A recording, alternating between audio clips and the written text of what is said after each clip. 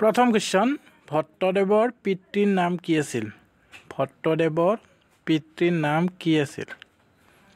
ভট্টদেৱৰ পিতৃৰ নাম কি আছিল উত্তৰ চন্দ্ৰ ভাৰতী আছিল ভট্টদেৱৰ পিতৃৰ নাম মনত ৰাখিব চন্দ্ৰ ভাৰতী আছিল ভট্টদেৱৰ পিতৃৰ নাম কোৱেশ্চন নম্বৰ 2 ভট্টদেৱৰ জন্ম ক'ত হৈছিল ভট্টদেৱৰ জন্ম ক'ত হৈছিল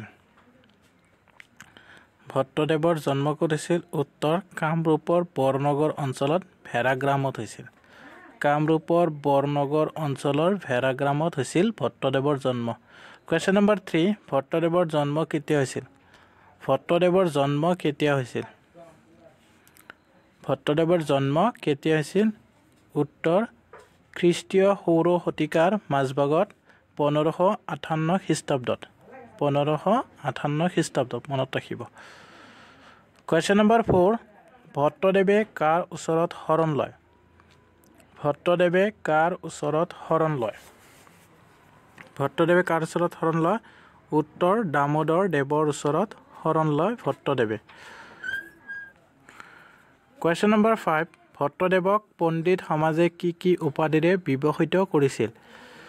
ভট্টদেৱক পণ্ডিত সমাজে কি উপাধিৰে বিভূষিত কৰিছিল উত্তৰ কবিৰত্ন আৰু ভাগৱত ভট্টাচাৰ্য কবিৰত্ন আৰু ভাগৱত ভট্টাচাৰ্য উপাধিৰে বিভূষিত কৰিছিল কোৱেশ্চন নম্বৰ 6 ভট্টদেৱে স্থাপন কৰা সত্ৰ দুখন কি ভট্টদেৱে স্থাপন কৰা সত্ৰ দুখন কি উত্তৰ পাটবাউসী আৰু বেহকুছি সত্ৰ পাটবাউসী আৰু বেহকুছি সত্ৰ কোৱেশ্চন নম্বৰ 7 কথাগীতা কথা ভাগৱত আৰু কথা ৰত্নাৱলী কোনে ৰচনা কৰিছিল উত্তৰ ভট্টদেৱে কথাগীতা কথা ভাগৱত আৰু কথা ৰত্নাৱলী ভট্টদেৱে ৰচনা কৰিছিল কোৱেশ্চন নম্বৰ 8 ভট্টদেৱে গদ্যত ৰচনা কৰা উল্লেখযোগ্য পুথি কেইখন কি ভট্টদেৱে গদ্যত ৰচনা কৰা উল্লেখযোগ্য পুথি কেইখন কি উত্তৰ কথাগীতা কথা ভাগৱত আৰু কথা ৰত্নাৱলী কথাগীতা কথা ভাগৱত আৰু কথা ৰত্নাৱলী কোৱেশ্চন নম্বৰ 9 কথা ভাগৱতৰ ভাষাতকৈ কথাগীতাৰ ভাষা বেছি কোমল আৰু সৰল কথাষাৰ কোনে কৈছিল উত্তৰ হেমচন্দ্ৰ গোস্বামীয়ে কৈছিল হেমচন্দ্ৰ গোস্বামীয়ে কৈছিল মনত ৰাখিব হেমচন্দ্ৰ গোস্বামীয়ে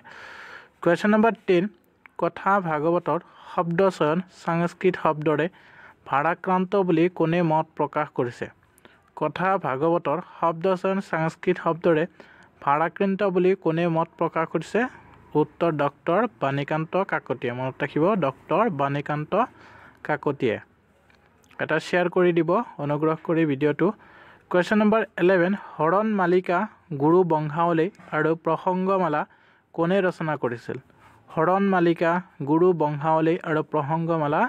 কোনে ৰচনা কৰিছিল উত্তৰ ভট্টদেৱে ৰচনা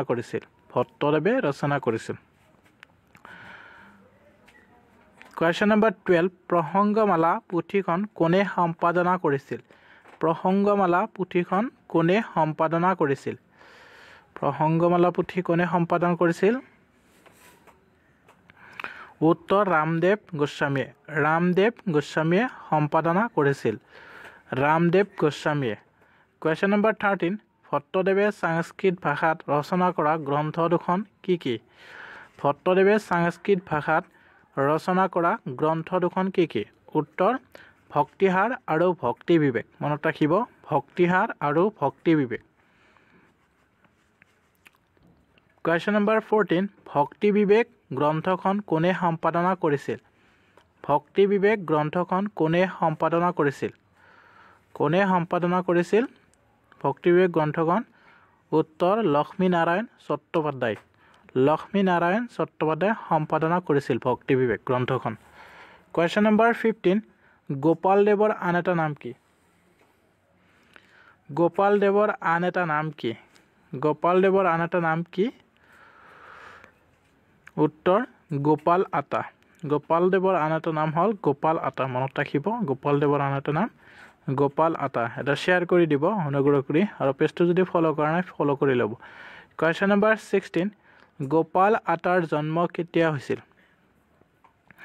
গোপাল আতাৰ জন্ম কেতিয়া হৈছিল উত্তৰ 1640 খ্ৰীষ্টাব্দত গোপাল আতাৰ জন্ম হৈছিল 1640 খ্ৰীষ্টাব্দত কোৱেশ্চন নম্বৰ 17 গোপাল আতাৰ জন্ম ক'ত হৈছিল গোপাল আতাৰ জন্ম ক'ত হৈছিল গোপাল আতাৰ জন্ম ক'ত হৈছিল উত্তৰ উজনিৰ গড়গাঁৱৰ ওচৰত উজনিৰ গড়গাঁৱৰ ওচৰত গোপাল আতাৰ জন্ম হৈছিল কোৱেশ্চন নম্বৰ 18 গোপাল আতা কাৰ শিষ্য আছিল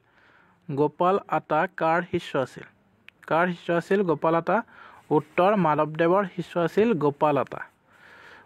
আতা মাধৱদেৱৰ শিষ্য আছিল মনত ৰাখিব কোৱেশ্চন নম্বৰ 19 কাল সংহতিৰ প্ৰৱৰ্তক কোন কাল সংহতিৰ প্ৰৱৰ্তক কোন উত্তৰ গোপাল আতা কাল সংহতিৰ প্ৰৱৰ্তক কোন উত্তৰ গোপাল আতা কোৱেশ্চন নম্বৰ 20 গোপাল আতাই বৈষ্ণৱ সমাজত কি ৰূপে খ্যাতি লাভ কৰিছিল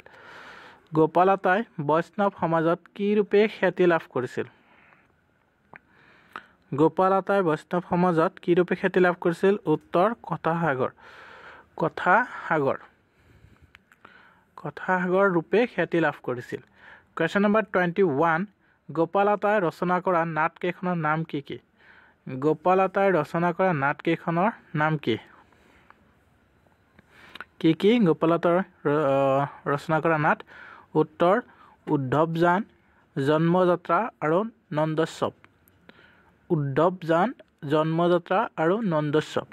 কোৱেশ্চন নম্বৰ 22 উদ্ধৱযান নাটৰ আন এটা নাম কি উত্তৰ গোপী উদ্ধৱ সংবাদ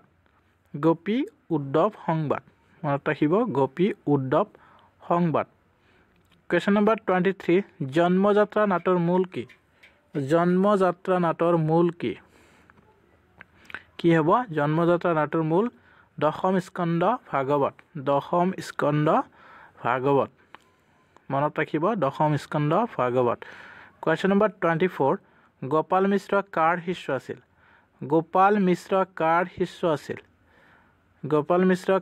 আছিল উত্তৰ দামোদৰ দেৱৰ শিষ্য আছিল গোপাল মিশ্ৰ মনত ৰাখিব কোৱেশ্চন নম্বৰ 25 খুদিয়া সত্ৰৰ প্ৰতিষ্ঠাতা কোন খুদিয়া সত্ৰৰ প্ৰতিষ্ঠাতা আছিল গোপাল মিশ্ৰ